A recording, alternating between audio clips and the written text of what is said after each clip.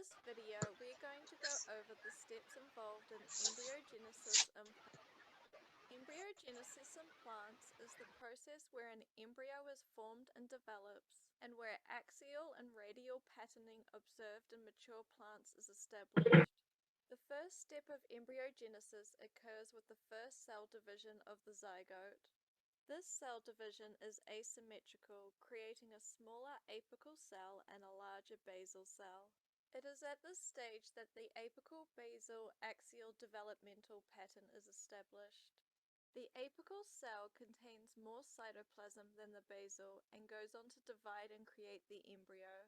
The basal cell has a large vacuole and goes on to divide horizontally along its axis to form a 6 to 9 cell filament called the suspensor, which connects the developing embryo to the endosperm. The one cell closest to the basal cell is the only cell deriving from the basal cell to contribute to the embryo and is called the hypophysis and goes on to develop into the columella of the root. After the zygote has split to create the apical and basal cell, the developing embryo goes through 4 main stages. The first of these stages is the globular stage, which occurs after the apical cell undergoes several divisions to create an 8-celled or octant embryo, and then continues to divide to form a more globular and then more triangular-shaped embryo. It is in this stage that radial patterning is first established, and continues to develop through the rest of the stages, creating the ring layers of structures found in the stems and root. The outermost cells are 1 layer thick and called the protoderm, and go on to form the epidermis. The next layer of cells in from the protoderm will become the ground tissue meristem and eventually form the endodermis and the cortex. The central layer of cells are elongated and called the procambium, and go on to become the vascular tissues and the pericycle in the root. The next stage is the heart stage and occurs through rapid cell division on each side of the embryo. The center of these outgrowths will become the shoot apical meristem. These outgrowths on each side will eventually become the cotyledons. It is at this stage that bilateral symmetry in the embryo is established. The apical basal axial patterning is even more clear at this stage, with 3 clear defined regions. The apical region gives rise to the cotyledons and shoot apical meristem. The middle or central region gives rise to the hypocotyl, root, and the majority of the root meristem. The hypophysis gives rise to the root meristem. The next stage is the torpedo stage and occurs from cell elongation throughout the embryo, as well as continued growth in the cotyledons around what will become the shoot apical meristem. The final stage is the maturation stage. During this stage, at the end of embryogenesis, the embryo folds over within the seed. The embryo and the seed that it is in both start to lose water and head into dormancy. Thank you for watching. If you found this video helpful, be sure to subscribe and hit that like button. वैसे कहाँ जाने का plan है sir? सब जगह।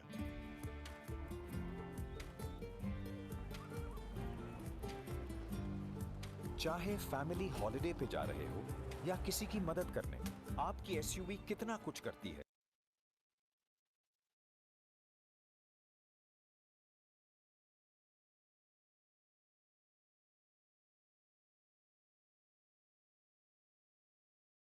Development of embryo.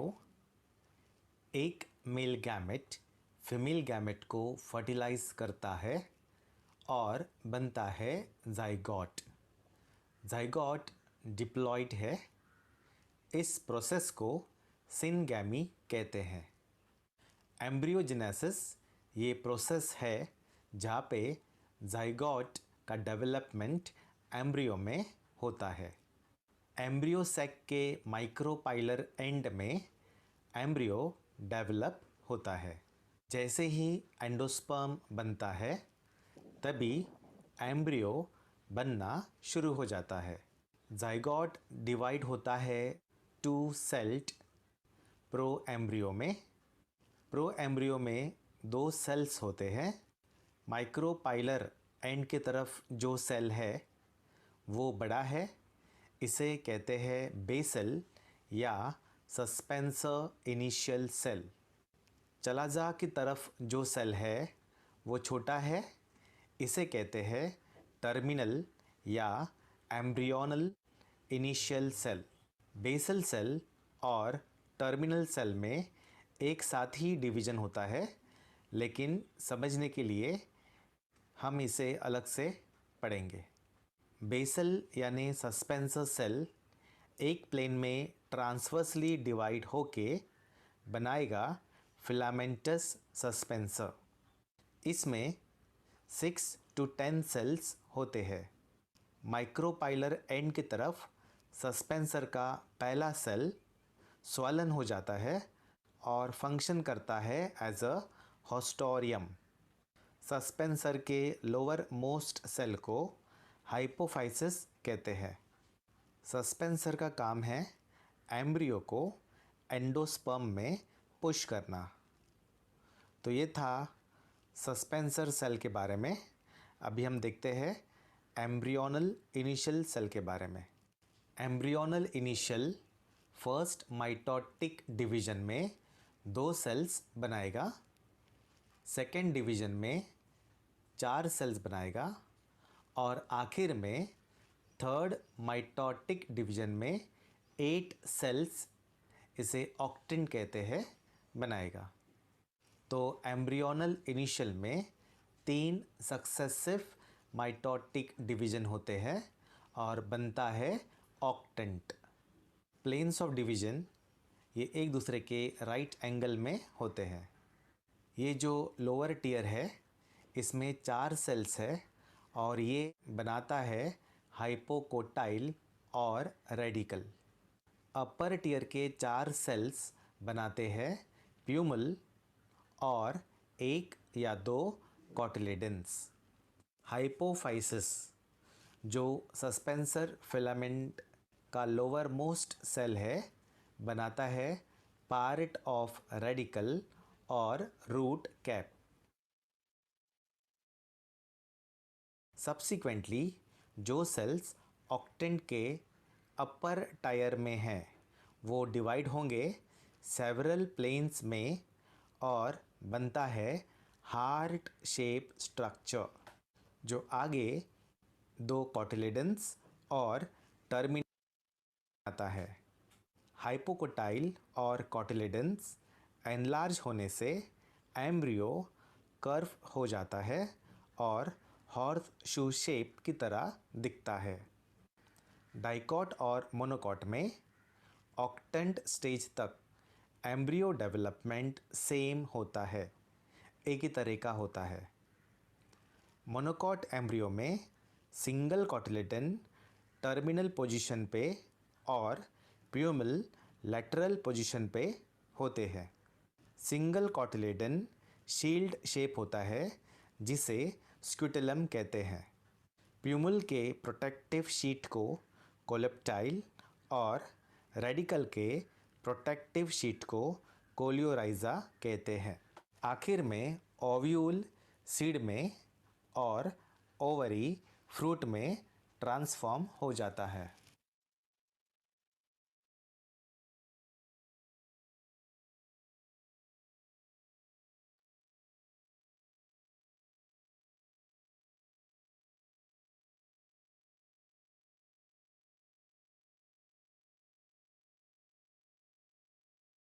Development of endosperm.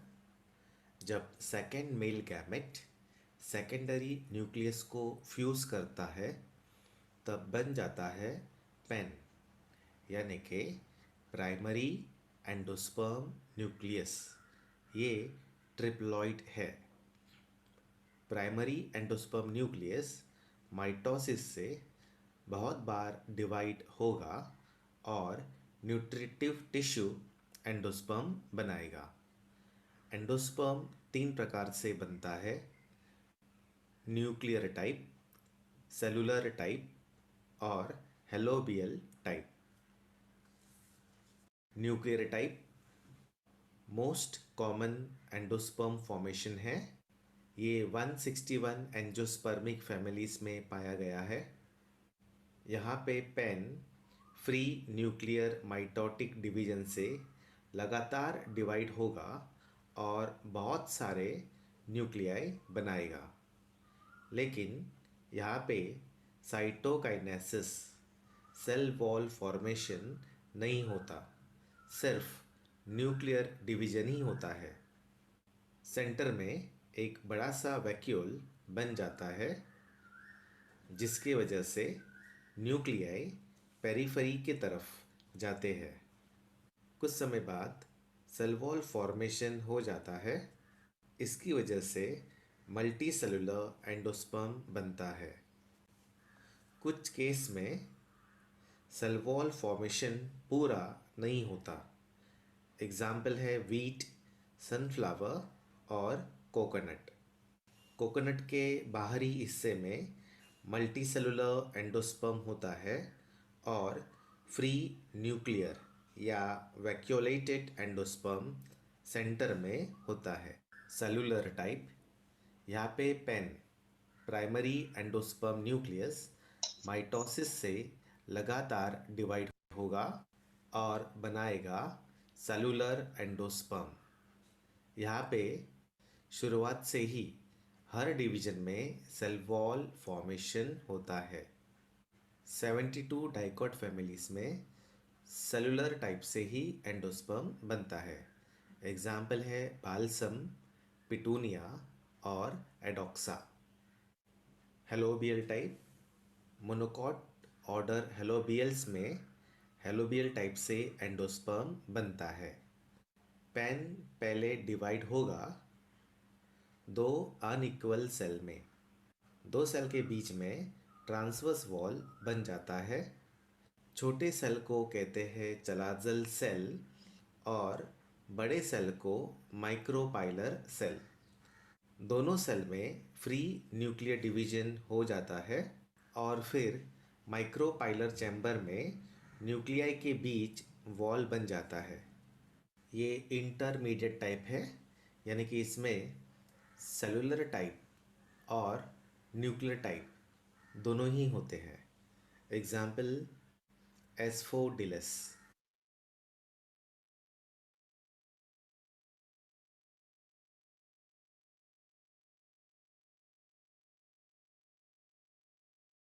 Double fertilization, male gametophyte में दो male gametes होते हैं।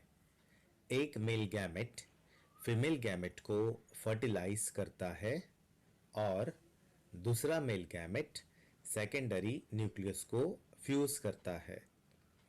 तो यहाँ पे दो बार फर्टिलाइजेशन होता है, इसलिए इसे डबल फर्टिलाइजेशन कहते हैं। S.G. नवासेन ने डबल फर्टिलाइजेशन की खोज लिलिएशियस प्लांट लिलियम और फ्रिटिलेरिया में की। जैसे ही पोलन ग्रेन स्टिग्मा के सरफेस पे डिपॉजिट होता है, पोलन ग्रेन जर्मिनेट होता है और बनाता है पोलन ट्यूब। इस पोलन ट्यूब में है दो मेल गैमेट्स और tube nucleus. Pollen tube stigma style ovary chamber से होके ओव्यूल में एंट्री करता है। सिनर्जिड केमिकल्स बनाता है जो पोलन ट्यूब के ग्रोथ को गाइड करता है। पोलन ट्यूब की एंट्री ओव्यूल में तीन प्रकार से हो सकती है। यूजुअली पोलन ट्यूब माइक्रोपाइल से एंटर करता है, इसे कहते हैं पोरोगैमी। तो पोरोगैमी में पोलन ट्यूब माइक्रोपाइल से एंट्री करता है। कुछ केसेस में पोलन ट्यूब चलाजा से एंटर करता है, तो इसे कहते हैं चलाजोगैमी। So when pollen tube enters through chalaza, it is called चलाजोगैमी। कुछ प्लांट्स में पोलन ट्यूब इंटेगमेंट से एंटर करता है, इसे कहते हैं mesogamy. So when pollen tube enters through integument, it is called mesogamy. Finally, pollen tube micropylar end से embryo sac तक पहुंचता है। नॉन मोटाइल मेल को पोलन ट्यूब कैरी करता है, इसलिए इसे सिफनोगैमी कहते हैं।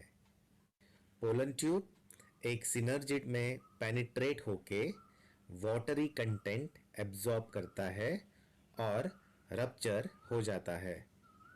पोलन ट्यूब रप्चर होने के कारण अपना कंटेंट, जिसमें 2 नॉन मोटाइल मेल गैमेट्स होते हैं, रिलीज करता है। अब एक haploid mail gamete female gamete को फ्यूज करता है, जिसे सिनगैमी कहते हैं। सिनगैमी से बनता है डिप्लॉइड जाइगोट। दूसरा मेल गैमेट सेकेंडरी न्यूक्लियस को फ्यूज करता है, जिसे ट्रिपल फ्यूजन कहते हैं। ट्रिपल फ्यूजन क्योंकि मेल गैमेट हैप्लॉइड है, सेकेंडरी न्यूक्लियस डिप्लॉइड है, तो जब फ्यूजन होगा तब ट्रिप्लॉइड पेन बनेगा। पेन से बनता है ट्रिप्लॉइड एंडोस्पर्म। सिनगैमी और ट्रिपल फ्यूजन ये सेक्सुअल रिप्रोडक्शन के 2 इवेंट्स है जो एंजियोस्पर्मिक फ्लावरिंग प्लांट्स में होते हैं। सिनगैमी से जाइगोट बनता है और जाइगोट से एम्ब्रियो। ट्रिपल फ्यूजन से पेन बनता है, यानी प्राइमरी एंडोस्पर्म न्यूक्लियस, और पेन से triploid endosperm. Significance: double fertilization angiosperm का यूनिक फीचर है। ये एंश्योर करता है यदि एग फर्टिलाइज होता है तो ही सीड बनेगा। ट्रिप्लॉइड पेन से न्यूट्रिटिव एंडोस्पर्म बनता है। डबल फर्टिलाइजेशन रिस्टोर करता है डिप्लॉइड कंडीशन बाय सिनगैमी और ये अवॉइड करता है पॉली एम्ब्रियोनी।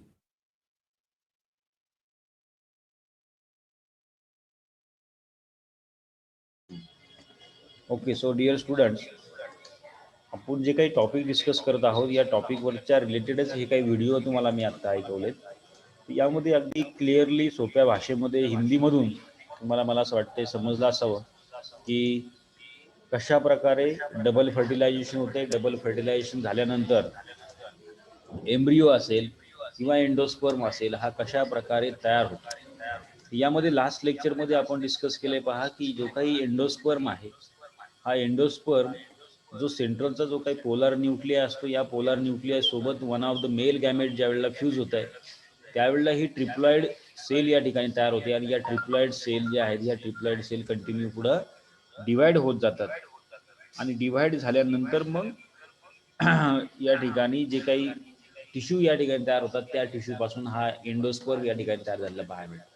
मग जरा केअरफुली प्रत्येक सीड जी आहे, प्रत्येक टाईपची जी काही सीड आहे, तुम्ही तुमच्या ओळखीच्या त्याच्या बघा, तुम्ही ज्वारी पाहिली असेल, त्याचबरोबर तुम्ही गहू पाहिला आहे, त्यानंतर हरभरा माहिती तुम्हाला, सोयाबीन माहिती आहे, तूर माहिती आहे, वालवर्ग सगळे वालाचे प्रकार माहिती आहेत, मटकी माहिती आहे. सगळं जरा थोडंसं डोळ्यासमोर आणा. शेंगदाणा असेल, हे सगळं काही बिया जे आहेत या सगळ्या समोर आणल्यानंतर तुम्हाला लक्षात येईल की ॲक्च्युली एंडोस्पर्म आणि एम्ब्रियो काय. पहा, ह्या सगळ्या बिया ज्या वेळेला तुम्ही एखादी कुठली बी तुम्ही जर फोडून पाहिली असेल, शेंगदाणा आहे समजा, शेंगदाण्याच्या सरळ 2 पाकळ्या होतात. या 2 पाकळ्या ज्या आहेत ह्या काय आहेत, एंडोस्पर्म.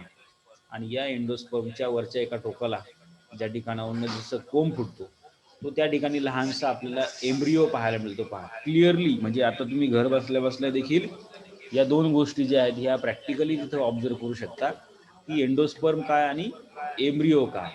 ॲक्च्युली हे आपल्याला आतापर्यंत माहीत नसावं बहुतेक, पण मात्र त्या सीडमध्ये एम्ब्रियो जो आहे हा लाईव्ह कंडिशनमध्ये प्रिझर्व राहतो आणि त्यामुळे सीड जे आहेत या सीडपासून नवीन प्लांट जे आहे ते डेव्हलप झालेले आपल्याला पाहायला मिळतं. म्हणजे तसं बघितलं जर बारकाईने जर विचार केला तर फार अगदी अजब गोष्ट आहे की वर्षभर स्टोअर करून ठेवलेलं जे काही सीड असतं, जे काही धान्य असतं, हे धान्य तुम्ही जर का पुन्हा पेरलं आणि त्याला ओलावा म्हणा, पाणी म्हणा, सॉईल कंडिशन्स ज्या वेळेला हे या प्रकारचं ॲटमॉस्फिअर ज्या वेळेला त्याला मिळतं त्यावेळेला त्याचं जर्मिनेशन होऊन त्यापासून पुन्हा नव्यानं एक प्लांट तयार झालेला आपल्याला पाहायला मिळते प्रत्येक सीडपासून. मग साधारणतः विचार करा, एक सीड जी आहे ही एक सीड एक प्लांट डेव्हलप करते आणि नंतर मग हे प्लांट मोठं झाल्यानंतर त्या प्लांटला फ्लावर्स येतात, असंख्य प्रमाणामध्ये फ्लावर येतात. त्याचबरोबर नंबर ऑफ फ्लावर्स आहेत, त्या नंबर ऑफ फ्लावरपासून नंबर ऑफ फ्रूट डेव्हलप होतील, त्या फ्रूटमध्ये नंबर ऑफ सीड्स डेव्हलप होतात, आहे की नाही. एक एक्झाम्पलमध्ये घ्या, जसं की एक आहे बघा हरभरा आहे की नाही. एक हरभऱ्याचा सीड आहे आणि या एका हरभऱ्याच्या सीडपासून किती सीड्स तयार होऊ शकतात. एक टहाळ म्हणजे तुम्हाला लक्षात येईल की एका टहाळाला साधारणतः किती घाटे असतील, आहे की नाही. किमान 100-150च्या वरती घाटे किमान एका मोठ्या हरभऱ्याच्या टहाळाला आपल्याला पाहायला मिळते. म्हणजे याचा अर्थ असा की एका सीडमध्ये नंतर पुढे जाऊन 100 ते 125-150 सीड्स तयार करण्याची कॅपॅसिटी त्या प्लांटमध्ये आहे. म्हणजे ते एंटायर प्लांट त्यामध्ये डेव्हलप होते. हे सगळं काही जे काही आहे नॅचरल फेनॉमिनॉन आपल्याला जो काही पाहायला मिळतो रिप्रोडक्शनचा, हा कशावरती आधारित आहे. याप्रमाणे त्या सीडमध्ये कोणतं स्ट्रक्चर आहे, सीडमध्ये काय स्टोअर असतं किंवा सीड म्हणजे काय हे जर आपल्याला बॉटॅनिकली सायंटिफिकली सांगता आलं तरी आपल्याला हा टॉपिक इथं समजेल. तर पहिली गोष्ट आहे की जे काही साईट्स आहेत, समजा आपण सगळ्या डाळवर्गीय डाळी आहेत बघा, सोले काहीतरी म्हणतात त्याला, आहे ना. तर डाळ जी आहे, डाळ म्हणजे काय, एंडोस्पर्म. मग हरभऱ्याची डाळ करतात तुम्ही, मुगाची डाळ असेल, उडदाची डाळ असेल, वेगवेगळ्या प्रकारच्या जे काही डाळी आहेत त्या सगळ्या डाळ म्हणजे काय, एंडोस्पर्म आहे. आणि त्यामध्ये एका टोकाला बाजूला एक लहानसा काय असतोय, एम्ब्रिओ असतो, and this is we call the seed.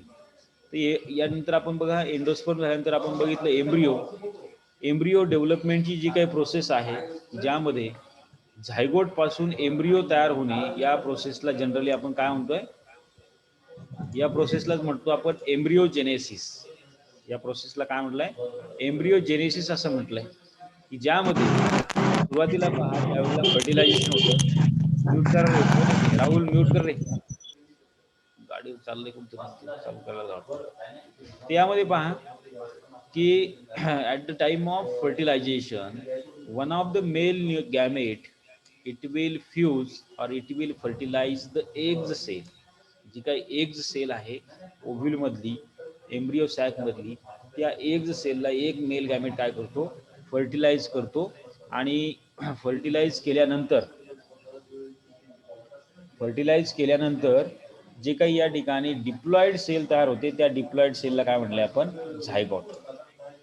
Okay, त्याला काय म्हटलं जातंय, झायगॉट असं म्हटलं जातं.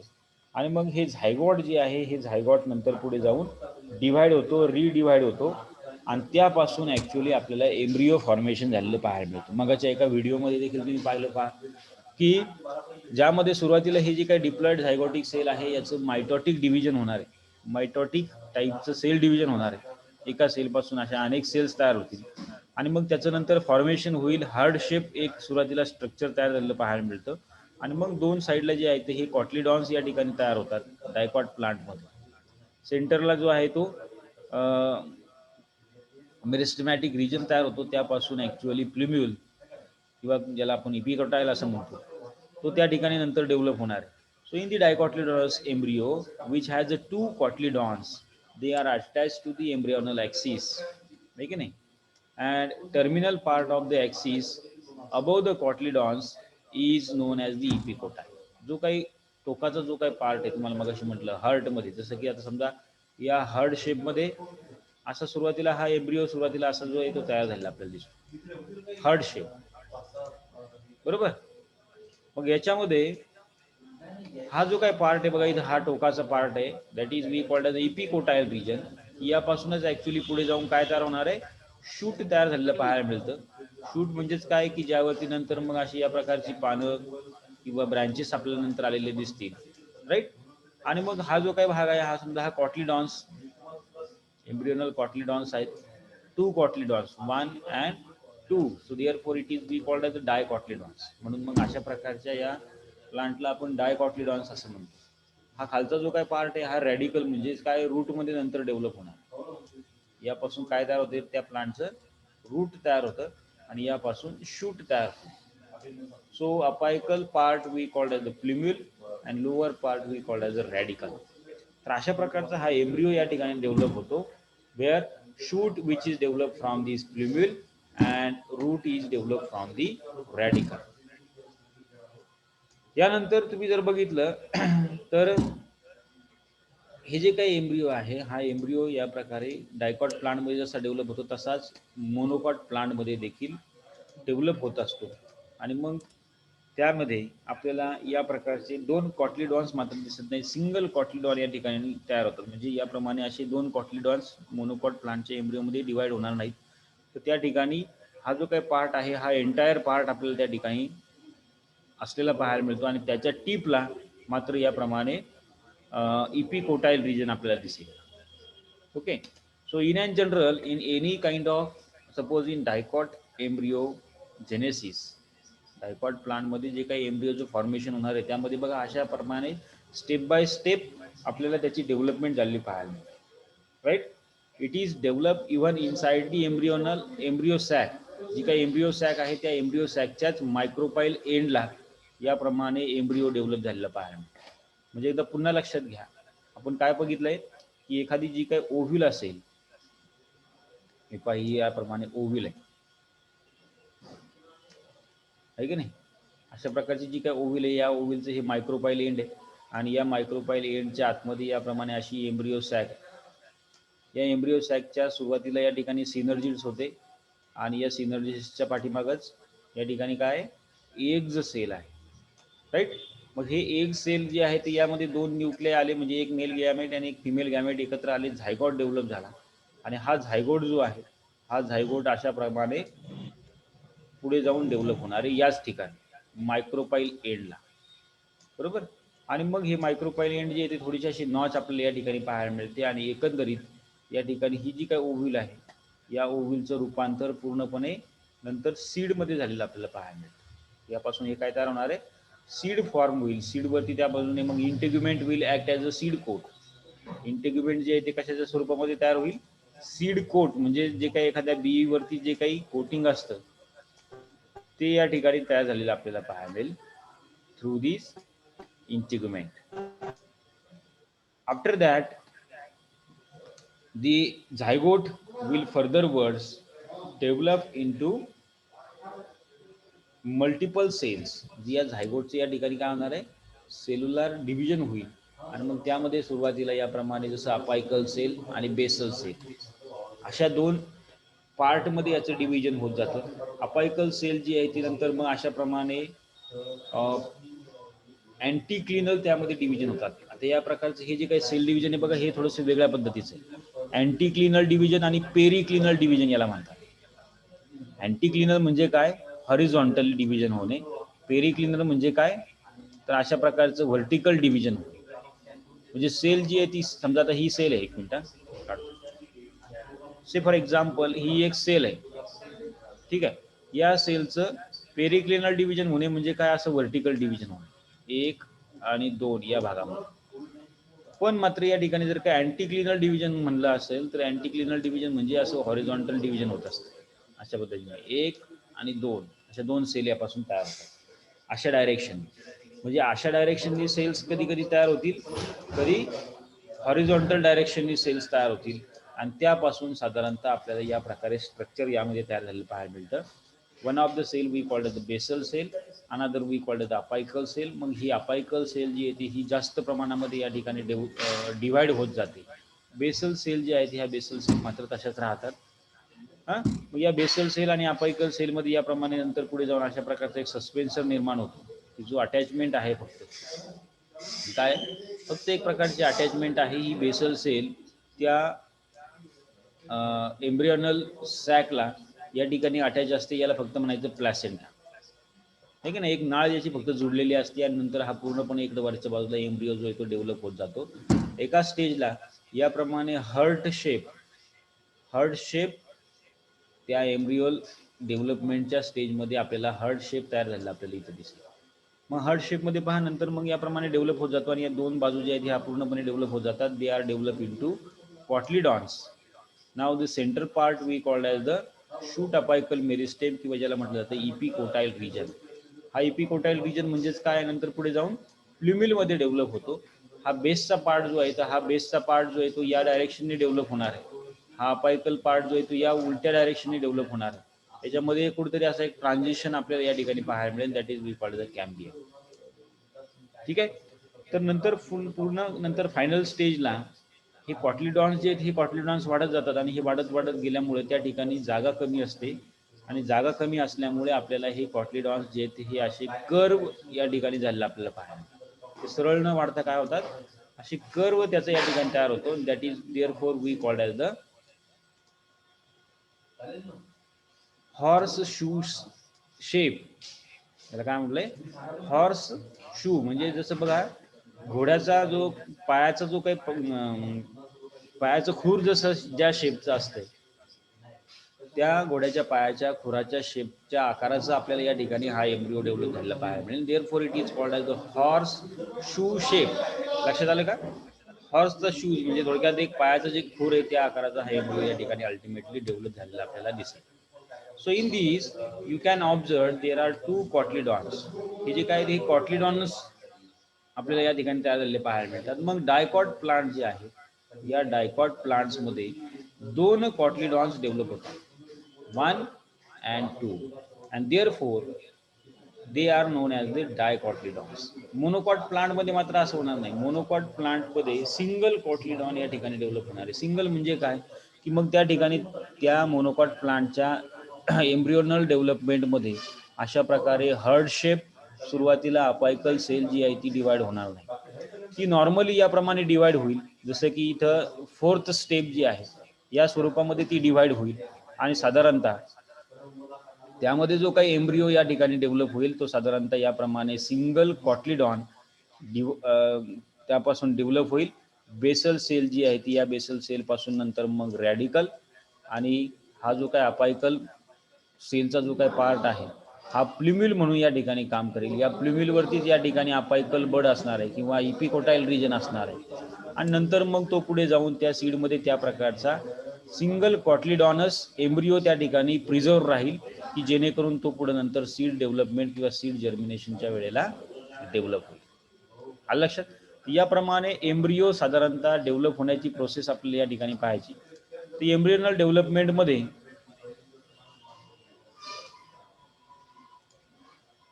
नेक्स्ट जर आपण बघितलं तर काही स्टेजेस आपल्याला यामध्ये पाहायला मिळतात. जसे की say for example in the embryonal development you can observe the apical cell which is two-celled pro-embryo which divides longitudinally.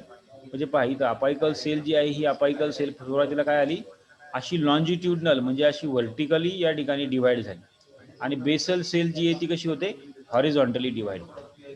Horizontally divide झाल्यामुळे ही बेसल सेल जी आहे ती खाली असं सस्पेन्सर फॉर्म करेल.